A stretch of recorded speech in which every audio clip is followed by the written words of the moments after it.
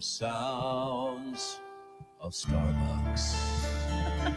Welcome back, Kate Daly Show. I've got Mel on with me today, and of course, it's always a good day when you got Mel in the house. And of course, the next 7 days, we've got Dennis Prager, Laura Logan. I have the inventor of the ghost gun. I've got Amazing Grace, you know her videos and her deep dives. All kinds of guests coming up. Even Gerald Salente. I know, crazy, but I love all of these wonderful guests. And Mel is one of my favorites. Mel Madison. The book is Quaz, melmadison.com, Mattison. And of course, you've got to talk about Mel. You've got to talk about this. Trump spoke at in Chicago. Can you tell people Yes. about that? Yeah. So this is very recent. Just a couple hours ago, he wrapped it up. He did a very long and in-depth interview with the editor-in-chief of Bloomberg News, actually, who Trump pretty much destroyed. I think he did his best to go after him and his policies. But Trump and him really got into a back and forth. It was at the Economic Club in Chicago. And we saw the stock market kind of tail off and go down a little bit at the end of the day. And I think part of that was in reaction to some of Trump's comments, because he made very clear, in a way that I've never heard him make clear before, just exactly what he's prepared to do to reinstitute America as a manufacturing power, as a place where labor is valued, and to take care of the American worker. He basically said things like, look, maybe this 10-20% tariff stuff is not going to work, because I want companies, I don't care if they're based overseas, but I want them to build it in the U.S. I might need to do 200, 2,000% tariffs. It doesn't matter what the number is. I'm going to basically stop all of this importation of cheap goods that's destroying things. And the other thing he talked about, That's Google, positive. he talked about what might need to happen to organizations such as that, and taking down some of the power from big tech. He talked about other things. The one thing I might have disagreed with him a little bit about is he's very defensive of keeping the U.S. dollar as reserve currency.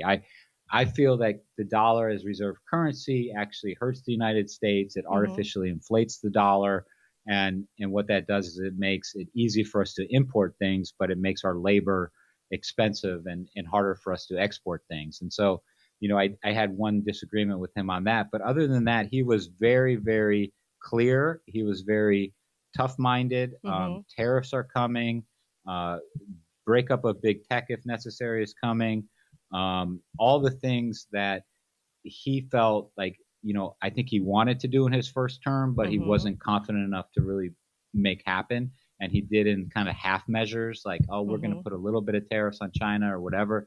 And I think he realizes now he's got to really institute these things. The other thing, last thing I'll mention, is he talked about reining in the Federal Reserve as well, which is another one of my big concerns, and what they do and how they manipulate our economy. So I think a lot of these things, even though they might have not been pleasantly received by the stock market, when you look at the average American and what they mean for the average American, I think they were very positive. And just a sign that he's feeling more confident as we get closer to election day. Right. And kind of going more into detail instead of just talking about tips for waiters and things like that, and paying for, pregnancy. There's some things where it just left me scratching my head. And if anyone's wondering about tariffs, I know people want to hear that. I know people want to hear that we've been giving them the slide. They've been able to do anything they want. Now he's going to come in and police that. Remember that Congress, Article 1, Section 8, Paragraph 1, the Congress shall have power to lay and collect taxes, duties, imports, and excises, and to pay the debts and provide for the common defense and general welfare of the United States. That does not mean the welfare program.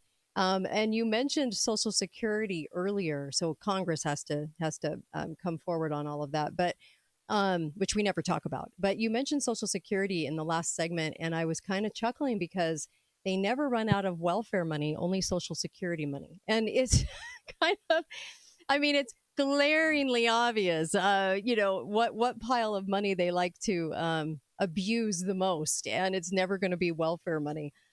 So when I brought up the welfare, it just reminded me of that. It's just so amazing, isn't it? amazing. No, Yeah. it is exactly. And you also bring up a lot of great points about who has the authority, who has Congress. the power of the purse, which is one of the most important things that our founding fathers did, right? Right. Is they wanted a check on the executive. They gave the Yes. executive a lot of powers, but they knew that if you gave those enforcement and those execution powers, and you also gave them the money, it wouldn't work. We're going to come right back more with melmadison.com. People need a reminder about that, Be right back. KateDalleyRadio.com. Financially sound, American proud.